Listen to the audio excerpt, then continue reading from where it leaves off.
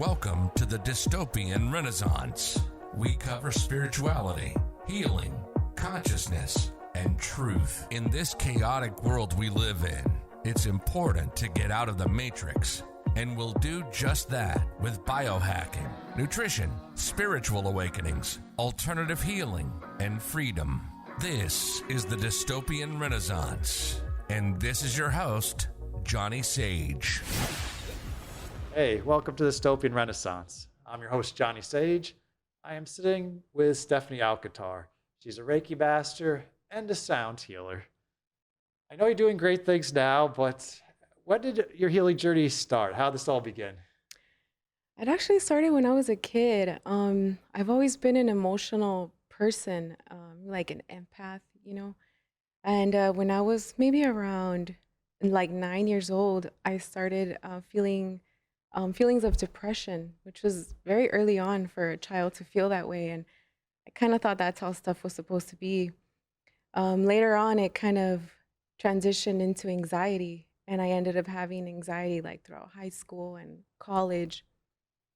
When I was in college, you get your fair share of, you start dating. And I was in an abusive relationship for about a year. And that really took a toll on your mental health, and I really feel like that's where I was like, I have no idea where to go from here. I always knew that life was it was more to life than just feeling those feelings that I was experiencing, but I never knew how to find it. So I kind of just lived on, being anxious like that, and I didn't know where to turn. I didn't really want to take any medication, just a personal choice of mine. But I kind of wanted to see, no, there's more to this, But just like everybody else, as life goes on, more stuff gets piled on top of you, and it just, you kind of feel like you're in a whirlwind of bad emotions, and it was like that up until 2020, and I was actually one of the ones that kind of had the spiritual awakening with COVID. So when COVID came around, and I remember exactly where I was in my kitchen. At the time, I had a baking business. I was making cakes from my kitchen. And I remember when this whole pandemic started, people were like, you can't go outside, you can't talk to your friends, you can't do this. And I was thinking, I'm already depressed and anxious, and now I can't go outside, and now I can't, and something just sparked in me. Literally, I was standing in my kitchen, and it was like the whole world stood still. And I just said, no, excuse my language, but I said, fuck that. I'm not gonna, be a victim to this depression and anxiety. So I'm gonna beat this. And what do we got to do, And I feel like that was really my breaking point. From then on, I discovered crystals and meditation and things like that. And man, that really helped my mental health. And I think that's when I started actually taking some time for myself and my health, and just time in the quiet. And, I think I had my spiritual awakening around that time. Oh, wow. And I actually did try the medication a long time ago, and it didn't work for me. If anything, it made it worse. Right. So I was like, it went a longer period of time just thinking there was no hope, because of like, okay, this didn't work, try this. And I didn't know there were any other options. So, and that's cool. So crystals and meditation were your like first foray into the spiritual world. Yeah, and people don't talk about that. People just talk about the medication and go to the doctor, go to the therapist is awesome. But if you go to a therapist and you don't know your purpose, and you don't, it's kind of hard to to climb out of that dark hole that you're in when you feel so many dark emotions. Yeah, I still think it's worth trying therapy for most people that are in that Yeah. situation. And there is good therapy, but there's also bad therapists too, Right. So it's hard to, you don't really know the difference if you're just a regular person. You just like, that's like someone's advice, just go to a therapist and Mm-hmm. go to medication, or like see a psychologist or a psychiatrist. So I didn't really know there were other options. And this was like 20 years ago too. So it wasn't things like energy healing and all these other things weren't really talked about. Right. And yeah, that's cool. You got started crystals. I guess that's kind of a easy way to dip your toe in the water. And meditation too. That was my first practice that I did get started with. hmm I remember seeing this post. I had a friend on Instagram, and it was a meme of like, kind of looked like a ghost, like didn't have a body. It was just more like spiritual body, and it said, "Everybody's freaking out, but I'm not because I know I'm a light being." And I was like, "What is this? Like, what does this mean?" And that's when I started diving into all that, and then I discovered that I have some clairvoyant skills and clairaudience skills. And once I started diving into what I was capable of, I was like, oh man, why didn't anybody tell me this? Why don't people, pursue what they want to do? So that sparked my interest into, well, what do I really want to do? I want to help people. Okay, how can I help people? And I discovered Reiki, and I was like, this is perfect. Oh, so that's what led you to Yeah. Reiki. And how did you know you were clairaudient? And like, please explain the difference or what those two are and how you found out that you were both of those. So the funny thing is, ever since I was like 16 or 17, I've had like a ringing in my ear. It's constant. And I kind of discovered that I can hear things that might not be um like not maybe like the average ear can't hear. I can listen to music and I can dissect, okay, I can separate the drums, I can separate the guitar. I can do that. I can keep tempo. I'm a musician too. I play the trumpet. So I think just over the years, getting familiar with sound and music kind of helped me with my clairaudient. And then clairvoyance is just being able to kind of see a little bit more. When I was meditating, I was having some really powerful experiences, really powerful visions, really powerful like epiphanies that correlated with my life. And I was able to take what I was taking from my visions and my meditations and apply them to my real life, which was very helpful. And I do that now with the Reiki. Like sometimes I'll see um, messages for people, and I'm able to tell them what that is and help them with that. Oh, that's amazing. Yeah. So you use both those skills during a Yeah. Reiki session. hmm That's cool. And do you like always do that, or is it do you like kind of have to tune that on, or it just comes to you nat while you're? I think it kind of just comes to me naturally, especially the sound. Like if somebody tells me I'm feeling really anxious or certain type of emotion, I look up, okay, let's bring your frequency up. What will bring your frequency up? All right, let's, 432 hertz, or, the different types of frequencies that can help their body achieve whatever it is that they're trying to do. And what was your experience with crystals like when you were just starting with them? Was it more to collect them, or do you know like they had metaphysical That's so properties? funny that you asked that. I just remembered the story. So somebody told me just pick one. Just look up, online, and just whichever one calls out to you, do that one. So I was looking at all of them, and the one that stood out to me was Moldavite. And I was thinking, no, this is the one, and I look up the price. It's like $100 for a little tiny piece, and I'm thinking, oh, I gotta do like a cake to just pay for the crystal. So I went to the shop, and I bought a little tiny piece of Moldavite for like $90, and I kid you not, that day I felt its vibrations. It was intense. I started seeing. It was almost like I had like a mask over my eyes, and like they just took that off, and the colors were more vivid to me, and it was insane. Like I was talking to my friend while I was focusing on the colors of the trees in the background, like, are you not seeing this? Like, this is crazy. To me it was very strange because I felt like I had been walking around in a dark cloud, of emotion, and to see things that clearly, I was like, wow. So that was my first experience with the crystal, was the Moldavite. And do you still use the Moldavite at all, or have you gone on other I crystals? still have it, but it's not I don't feel like I need it as much as I needed it back then. They Yeah. call that the stone of transformation. And I feel like I already transformed into where I'm headed. I just have to elaborate more, flourish more on this talent. That makes a lot of sense. And you mentioned meditation. How was that when you first started? So fun. I never realized how much just taking that time to yourself is so detrimental to your health, you know? Um, so I actually started doing guided meditations. I, people just say, "Oh, just sit in a place and just keep your mind quiet." I couldn't. I was like, what do you mean? I can't. I have bills to pay. But I started off with a guided meditation because I needed some kind of direction.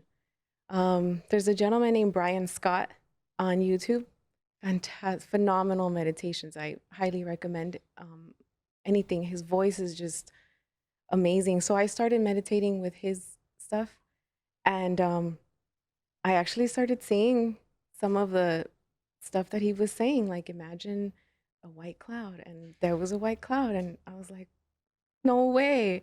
And sometimes it was so fascinating to me that I think me being surprised brought me out of the meditation. So I had to practice, like, no, just stay in the quiet. Um, and then sometimes I would wake up from my meditations, and my body would be like vibrating, it felt. And I thought, whoa, there's something here. And that's when I started really taking a dive into, let's do different guided meditations. Let's do, sound frequencies and that stuff. So. Yeah, that's cool you start with that because I was recommended meditation from someone who's Buddhist. So they Mm, do mainly, I think they do other meditations too, but a lot of the practices like the mindfulness meditations, which is just focusing on your breath. And that was right. hard, especially when you're just starting. Yeah. So I tried that for a couple years, just that, and I kept falling out of it. And it was, I mean, there's no such thing as bad meditation. It was good because I could come back when I got distracted, or they call it a sunken mind when you just focus, when you just lose track of what you were thinking of. Mm-hmm. So, but I was getting kind of discouraged too, because I was like, I'm not really progressing at this. Sometimes I'd have like quote unquote good meditations, but it was frustrating because I wasn't having those tingling Yeah. And sensations. like you said, it can be discouraging. Like, I'm not feeling, it's like working out. I'm not seeing results. I'm not, I'm just gonna go back and eat another, pizza or whatever. You have to kind of keep doing it in order to achieve, the state that you want to achieve. Yeah, and then a few years after I started it, then my friend recommended this app called Insight Timer, and it would like log your meditations. So, Mm. and then if you were on a daily streak, it would kind of give you a reward, or acknowledgement, I should say, after each 10 days in a row. So that helped a bit, like when there was that, but it was still discouraging because it just sometimes I didn't even find it relaxing because I'd be like, oh man, I lost track. Yeah. So I think it could be frustrating Yeah. sometimes. So that's why I think that's an important thing you mentioned is if you have trouble with that one, there's better ones to start with sometimes. I mean, some people can go right into that and that's great, but those guided ones I think are better to start with.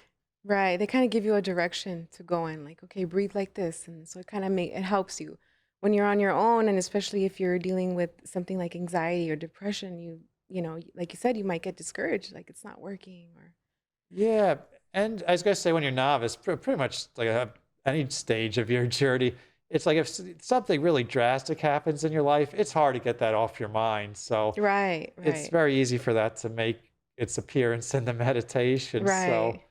it's hard. Like when you're a newbie, and I would just go to various lay Buddhist centers around, like they had communities all around LA, so I go to different ones, and they'd have some different styles, but it was still frustrating. I didn't think it was fun, I guess I should say. So, but the ones you describe and ones I got into later, I'm like, okay, you don't have to just do this breath meditation, just There's focusing on. different stuff. Yeah.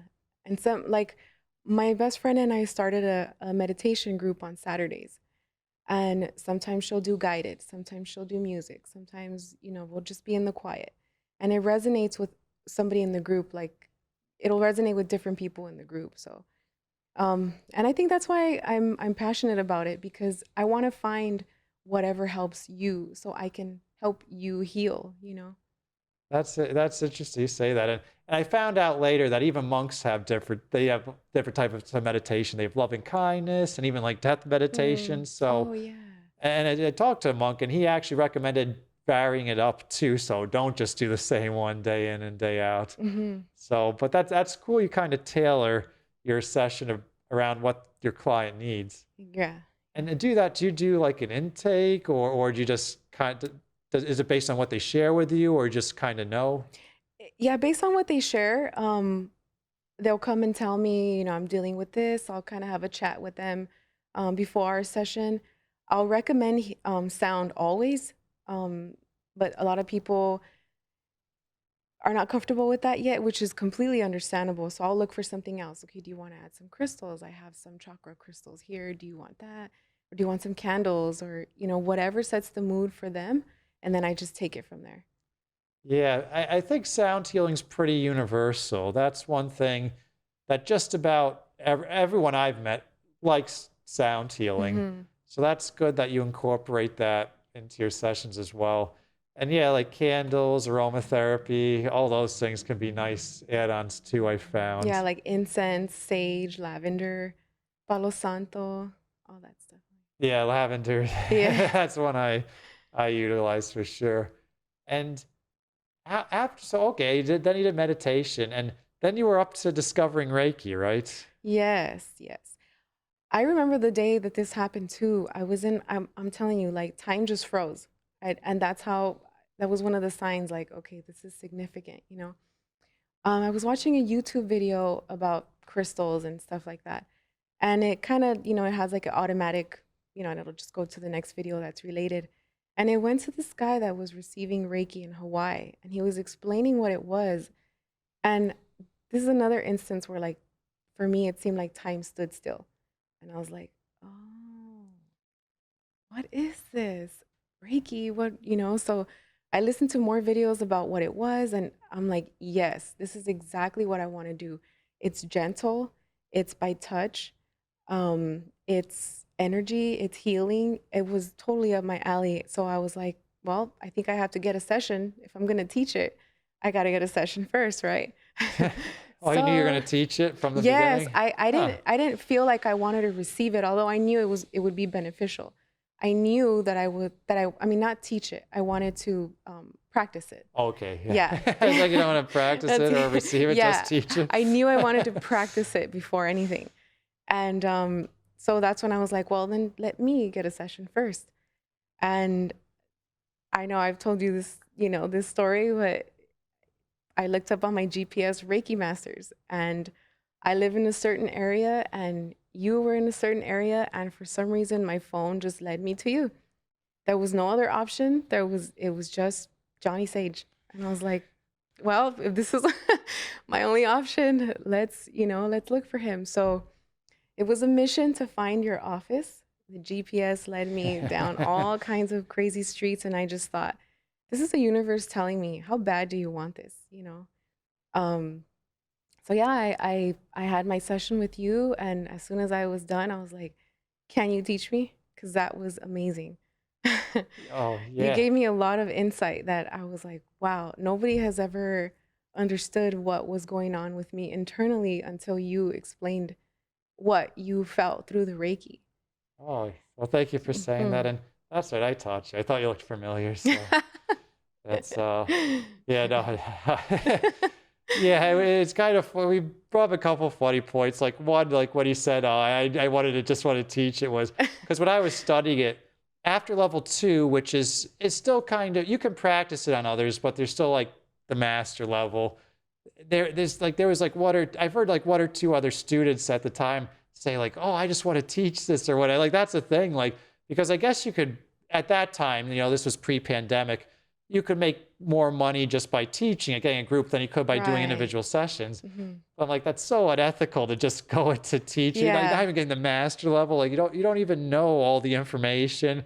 And a lot of Reiki you learn by doing it hands-on, Hmm. day in, day out. And well, maybe not every day, but just by doing actual sessions. There's some stuff you just can't learn from a book. Right. So that was kind of disheartening to see. Even when I was a student, I was like, it didn't seem right. Even back then, I knew something was a little off. And I don't know if they ended up doing it, but that is a thing. So I think that's why I was called to you too, because of the way that you teach. It's kind of similar to how I would want to teach. yeah, because I don't even still, I didn't back then. I don't really advertise my teaching. Now I do have on my website, but I don't have a set date or anything. I still don't just schedule a class. I wait for people to reach out and just kind of talk to them. So, and then if the right people or enough people that are serious about it, like are there, then I'll form the class too. So I don't want to just to teach, like it's so weird. Maybe at some point I'll change that, but because at that point it would just be complete randoms. And I like it when I kind of know the person first. Right. Even if they haven't done a session with me. I mean, that's preferable. And not just for me to gauge them, but mainly for them to see my style. Do they even want to learn from me? Like, how do they know it'll resonate with them? So that's why I usually recommend that for someone who wants to study Reiki, is like, do the session with the person first. So then you can realize and usually talk to the person after the session or even during the session if there's time, and see what they're about and what the class is. And the other funny point was, at that time, I just like revised my website, I think. So some of the features weren't working. Like I think some of the booking or contact features. Yeah. So, and WhatsApp was disconnected for some point. And a guy reached out to me 6 months later, and he's like, I reached out to you like at this time period. I'm like, oh, you know what? I didn't know it, but it wasn't on my phone. I forgot about it. For some reason, I delete the app. So I wasn't getting those messages, and it doesn't like send you the back ones when you finally reinstall the app. So I missed. I'm like thinking, man, how many did I miss? It could have been so many. I think that's what happened when I reached out to you. I was like, what's wrong with your website? Yeah, it was like it wasn't even on purpose. It was just, some I knew about, some I did, and I was working on fixing them, but others I didn't even know because it was I wasn't really the most tech savvy person. So, and then but I figured the messages I missed on WhatsApp, I was meant to miss them. If I was meant to receive them, those people would reach out again. At least I hope. Yeah. It was, but I'm like thinking, man, do they just think this guy he's just too cool or too busy to answer us? To answer, will you do a healing session on me? You did say that a lot. I remember when I was taking your class, you're like, just make sure that this resonates with you. I'm like, no, let's do it. Let's do it. Yeah, you were a big impetus for me to get going, like especially teaching in that degree. So I was thankful for you too, because you helped at that point. Yeah, you really helped me take teaching. I guess consider myself a teacher at that point, because I'd done it, but I'm like, okay, I'll do like actually do it, because I was all prepared and everything. So I'm like, I'm gonna do a real structured class. And after that, it took off. Like people started reaching out. Someone else within a month after you finished. I remember. And then it just kind of went from there, right? Yeah. That it just got like kind of, I don't want to say bigger, because it's not like I'm teaching classrooms of 20 people, which was my first experience with Reiki Level 1. I took it at a community college, and there were 25 people. I was the only guy besides the assistant. It was pretty crazy, but at the same time, there was a fun aspect to it too. I retook it relatively shortly after that, but it was an experience. Like a classroom that size is a little too much. So, but yeah, that's why I would never want to. I can't even imagine teaching a class of 25 Reiki students. I think the class we did on 11/11 was perfect. Yeah, that was ideal. That it was, because that was a master class, and it was, and you all take it levels 1 and 2 at different times, at least 6 months, because that's the requirement after level 2 before you take the Usui master level. But it was so amazing, because you all had different backgrounds, but you were all so skilled and also like talented and really serious about learning it. And you had different applications for it, whether it was for your business, or if it was just like a side business, or something not even for a business, but just to seriously do to help like friends and family. Yeah. And it was working too. So, and you just wanted that skill set. So that was, and the fact that it was the start on 11/11, that was just one Yeah. of those magical times. And I'm thinking, man, how do you outdo that, you know? I knew right after that, I was like, I'm leaving the cake business. I have to do this. And I'm glad you did. And you'd already started to before that point, I right? did, yeah. Like in June of last year, I kind of told everybody, all right, I'm not gonna take that many orders. Um, Maybe a family member here or two, but I really started to cut down. Just felt like it was draining the energy that I wanted to use on helping people. I was using it on, baking. And although I loved it, I got to my artistic skills really got to I put those to work, and I really did some, you know, cake boss style, cakes. And I was really proud of everything, but I just knew this was a calling of mine, and I knew I had to pursue this. So, And it was a successful business, hmm but you felt like it was taking a toll on your health as well, right? definitely, yeah, there was moments where like I couldn't take a deep breath. I had to like do like a deep gasp every half hour, and I had to like push myself up against something to just help my body just take that breath. And it was the reward of seeing the kids' faces with the cakes, awesome, right? But when you look back on it, like, how is this helping you? It kind of really wasn't, besides the financial aspect, it really wasn't. I didn't feel like it was flourishing. I was nourishing my soul. And with Reiki, I definitely feel that. So, Yeah. And Reiki kind of helped you too, at the beginning yes, during that transitional time, right? definitely.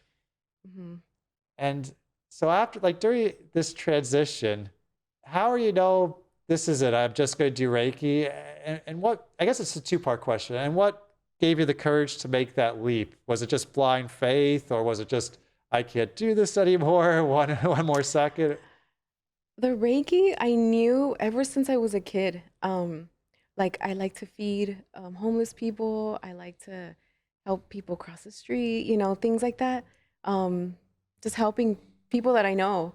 So with the Reiki, it just went hand in hand. Like, oh my gosh, I can heal them, or I can help heal them, and I don't even have to do anything, heavy. I just have to set the mood, gentle touch, and relieve them of any emotional um, negativity, imbalances, which is what I had been dealing with all of my life. So I feel like because I kind of had a compassion and the sympathy for people that do have emotions like that, I was able to set the intention to help heal. So you're just that impressed by how, Helping, yeah, healing, just yeah. be able to help others, and how Reiki was a way to do that. Yeah. And then I took the dive into Reiki. I think having the cake business helped me because I took the dive into the cakes. I was like, you know, I got to do this. So I did that with the cake. So when I did it with the Reiki, when I transitioned to the Reiki, it was kind of easy for me to jump into that, even though it was a little nerve wracking in an excited way. But the cakes definitely helped me with this business.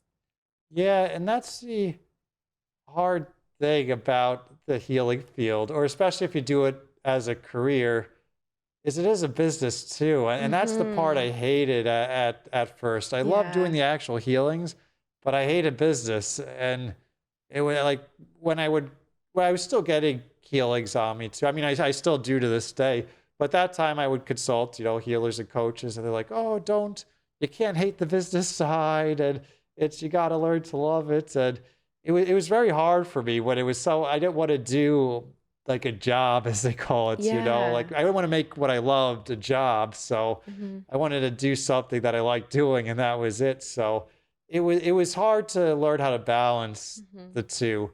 And the way I did it was ultimately I did it through spiritual practices. So I think that made it palatable for me. So that way I didn't have to think of it as some type of, because I just didn't want to go about it like just your typical business mindset. Right. Like if I'm giving you a service and you give me money. Yeah, Yeah. because even that it just turns it into, it could still be draining. It could still, hmm you could still get burned out. I see it happen to healers.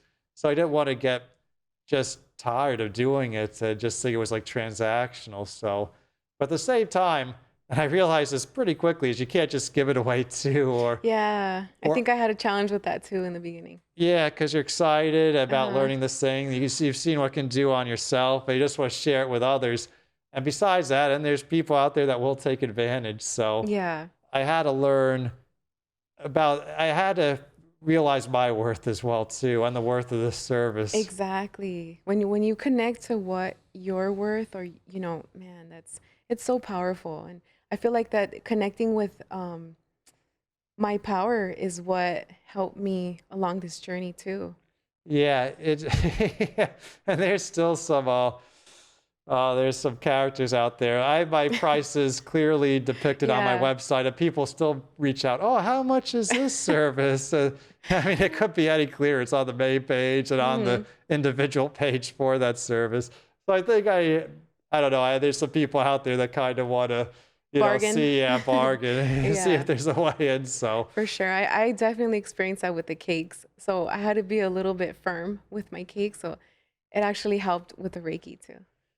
yeah, I think that's what helped me, was just setting a price, thinking about it and sitting with it, and then feeling or figure out what I felt I was comfortable with, that it was worth, and I wasn't overcharging. And that way I could tell the person and they could take it or leave it. And if they did, great, it wasn't for them. So, and then if they took it, then I knew it was for them. So, and yeah, and I shouldn't say I would, if someone wasn't genuinely in dire straits financially, I would still work out a way to help them. But as one of my sound healing teachers taught me, if you put that on a website, rich people were taking advantage of that. So Yeah. she had to take it off. So sometimes I'll take advantage of it more than the people that actually need it. So it's very hard. It's all a learning lesson too. It's a balance, definitely. Yeah, it seems like you have to get burned a few times to be like, Yes. okay, I can't keep doing this forever. You learn from your experiences. Yeah, I certainly did. That's for sure. Yeah. And now that you have your business going, it's no looking back, right? No looking back. Like I said, I still do cakes here and there because it's a way for me to express myself artistically, but very minimal. I'm not open to the public anymore. I'm not selling anything to the public. It's just the Reiki. And what did they be? Reiki infused cakes? Like they do those Reiki Oh. infused oils and stuff? I should, yeah.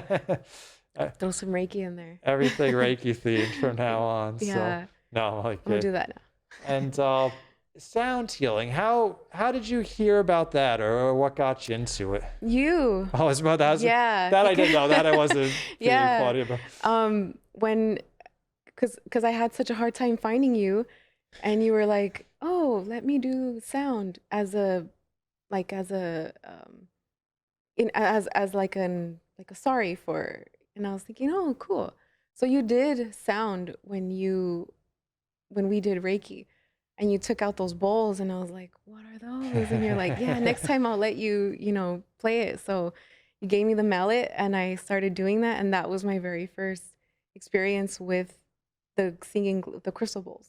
Oh, nice. Yeah. And I know at least one of our levels, I played the crystal ball. So. Yeah, for Reiki 2, our attunement was with the Reiki bowls. Yes, that's a nice way to give technically placements, but that's what attunements are. So it's the same thing, because no one who's not really into Reiki would know what a placement is, and most people will have heard of an attunement. So even I'll refer to that, and then if they are actually interested, I'll explain it.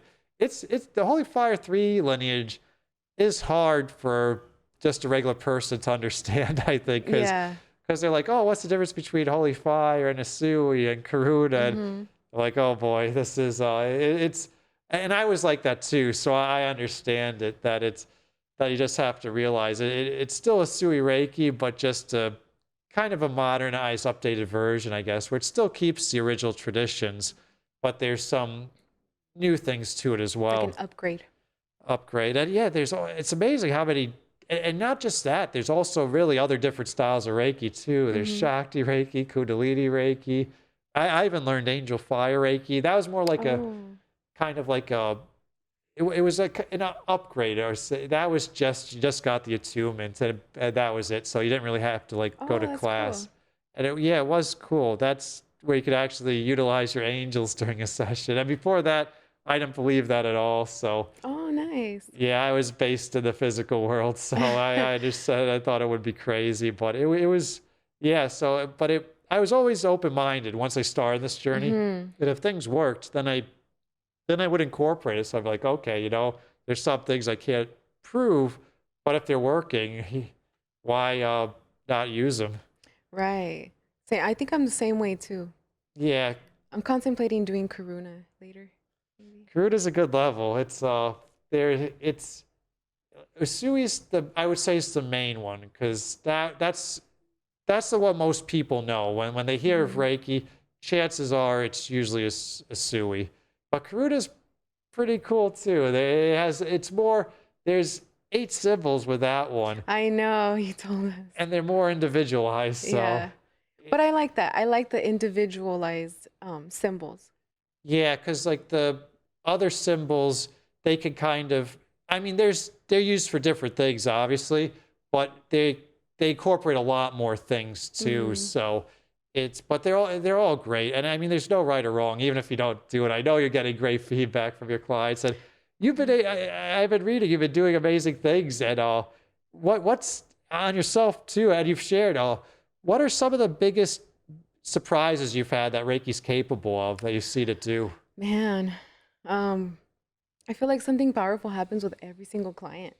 Um, I can see like sometimes I was working on a client's knee and I just saw like a big black circle and I tried to shoo it away and it came back even bigger and I'm like, "Oh, okay, what is this, you know?" So I told the woman, "Hey, what's going on with your knee?" And she just kind of looked at me like, "How did you know that?" And she's like, "It's just been hurting a lot." And so we kind of got to the bottom of that and like I can see where the I've been able to see with my past clients like where the energy is stuck. Another client I had, I did, this was right after the holy fire, and I did Reiki. I said, "Did you feel anything?" She said, "Yeah, a little bit of heat." I said, "Okay." She's like, "I'm gonna go to the bathroom." I said, "Okay." She comes back and she's super surprised and she's like, "My urine is a different color." And I was like shocked, and she's like, I literally feel like I just detoxed like whatever I was feeling. I told her, wow, it's crazy. Yeah, another client, I was working on the kidney and his heart, and another powerful experience there. Um, yeah, just overall, just I'm able to maybe see where the energy is stuck and help. I think of it like when your hair is tangled and you have like a knot. I like to think of Reiki as like the brush. It's brushing out all the energy. So I think that's definitely the main thing I would say about my clients is that they've always um mentioned something like that, like, oh, the energy's not stuck anymore. I can talk now. I can think now. Yeah, that's a good way of putting it. I liked your brush metaphor. Yeah. And was it worth it for you to go to the master level? Absolutely. I thought Reiki 1 and 2 was powerful. It it was almost no, I'm not saying it's not, but compared to the Holy Fire, wow.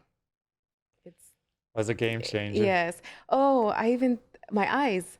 I've been doing Reiki on my eyes for a few months now, and I figured because I wear contacts and I had glasses and I was getting annoyed with the glasses and I was like, I cannot wait to have perfect vision. And I thought, why don't I have perfect vision? I was born with perfect vision. Why can't I? What happened? So I was doing Reiki to my eyes for like a few months with the intention of bettering my eyesight. And maybe like 2 weeks ago, I go to the eye doctor because I was getting headaches. And the eye doctor, he takes my exam and he's ecstatic. And I'm like, what happened? I've never seen a doctor look at me with that much excitement. He tells me, both of your eyes have significantly gotten better. like your head hurts because your glasses are too strong for you. I was like, oh. So, even though it's not proven, that Yeah. was the only thing that I was doing different. So you kind So, of knew it was yeah. that. Wow. So now I have a different prescription. That's amazing. And I hadn't even heard of that until you mentioned it. So it's cool. You're kind of a pioneer in this field now, too, as far as I know. So, I like to deal with, or I like to work with clients who've had either like emotional trauma or pain. And I feel like I relate to the clients with pain because my father, ever since I was born, before I was born, he was very ill. And I feel like seeing him in pain every day like that, it kind of helped me grow a compassion and an intention to help people with pain. So, yeah. that's amazing. And it sounds like you're doing that. So, Thanks. and you're also a reader, right? Is that what it's called? Yes. And you brought some cards with you I today? did, yeah. I wanted to kind of do a reading on like the collection as a whole, whether it be what we need to heal on or what chakra we need to focus on. Or so I brought my chakra cards and my oracle cards of the heart, which is my favorite one to work with. Nice. Do you have a preference on what you do for everyone today? No, I think I'm just gonna go ahead and go right into it. All right, thanks. All right. So the oracle cards they're not like the tarot, like the high priestess and all that stuff. Yeah, which are like the main ones, right? Yeah. This is an oracle of the heart, which the heart is one of my favorite chakras. So I chose an oracle deck for that. I'm gonna do a three card pull for this deck.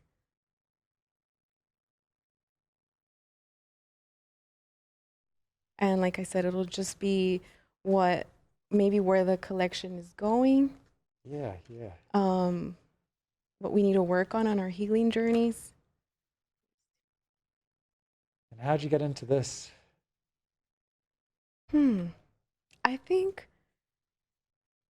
it just resonated with me, and I just thought, let me buy a deck and see if I can do this. And just people have been kind of referring, people to me, and I had a referral from you, and that went really well. Yeah, he was really happy with his reading, so it was very accurate. Yeah. So I can vouch for you That in was that really regard. Yeah, it was really fun to start doing it for other people, and to help them. That's my main goal. Any way I can help you, giving and receiving, awaiting results, master, and the solar plexus. So let me start off with this one. This is interesting that this one came out because the solar plexus chakra has to do with finding your aware, like becoming aware of yourself. Think of like it's yellow, right? The color associated with the solar plexus chakra is yellow, and think of it like a light. You're enlightened, you're aware.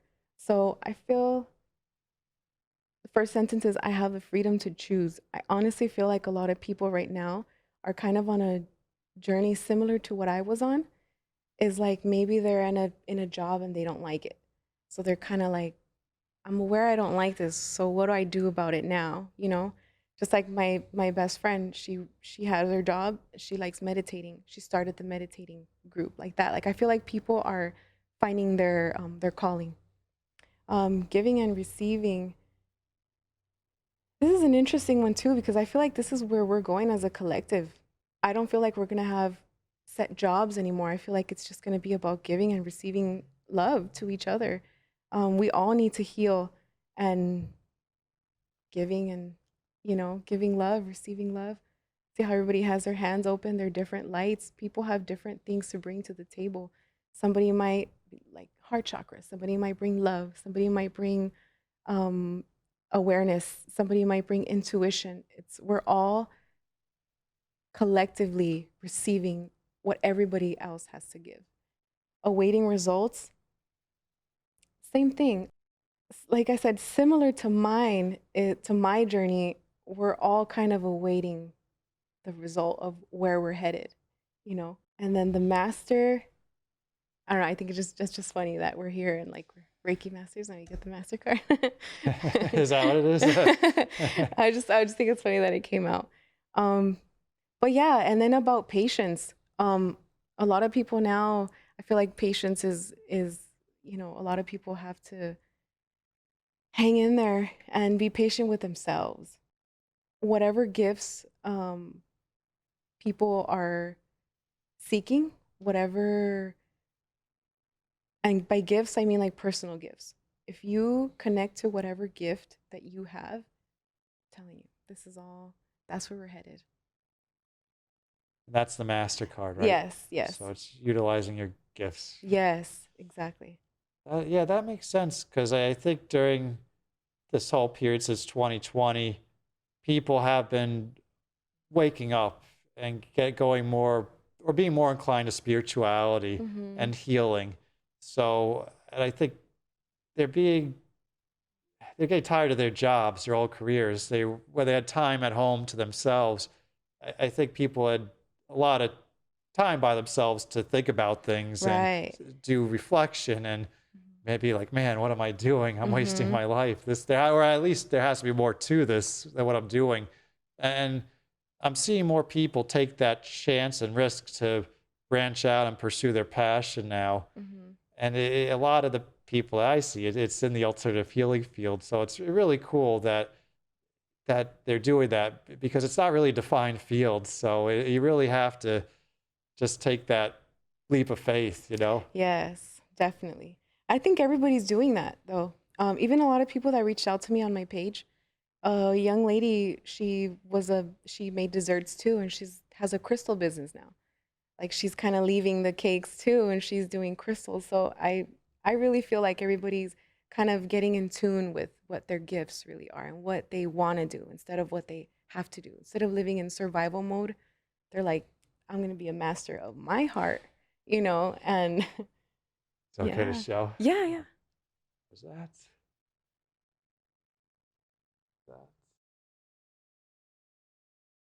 So-called master one. I was like, I don't know if I would believe it was the Reiki Master card. That would be very synchronistic. But no, that they were, yeah. And now you're basically an example. People are seeing you do it. So you're an inspiration now. Thank you. You're welcome. You're a teacher in your own right. And I'm sure you'll be teaching Reiki as well. I know it. I'm sure you know it too. And is there one last thing you want to add that we didn't touch on, or you want to just add a little more to that we did go over? I would just really want to encourage everybody to find what makes you happy, and if you're doing something that doesn't make you happy because you have to, look for it. Meanwhile, unclog the, fogginess that's in your brain. Let's get rid of that, and let's get you back on track to the dope soul that you are. And good segue into the next section. If someone listened to this or watched it, they want to do a session with you, or just want to reach out to you, what's your preferred method of contact, and where can people find you? I'm on Instagram, so it's Dope Soul Healing. So far, that's my only social media. But I kind of like it like that. So Yeah. Even if they have questions, readings, anything, even if they want to chat, they're having a bad day and you want to chat, come to me. We're in this together. I appreciate that for the collective. Yeah. So thank you for offering that. And yeah, I just really appreciated you coming on today, and was glad the listeners got to your story is really inspirational. So I'm glad they got to listen to it or watch it, and just, well, you're doing great work now. So, and I can highly recommend doing any type of healing session with you or reading, because as I mentioned, the client that went to you for reading said it was completely accurate. So Stephanie's a great person to go to for that. Thank you. I appreciate that. And we got another great episode coming up. Please like, follow, subscribe so you can be notified when it comes out. I started a Patreon. Any amount you could donate is greatly appreciated. Thank you for tuning in today. Be seeing you. You've You've been listening to the Dystopian Renaissance. Spirituality, healing, consciousness, truth. We hope you've gotten some useful and practical information from the show. Make sure to like, rate, and review the show. And tell a friend or two. That would help also. We'll be back soon. But in the meantime, hook up with us on Facebook, Instagram, and YouTube at the Dystopian Renaissance. And please find the website at www.thedystopianrenaissance.com.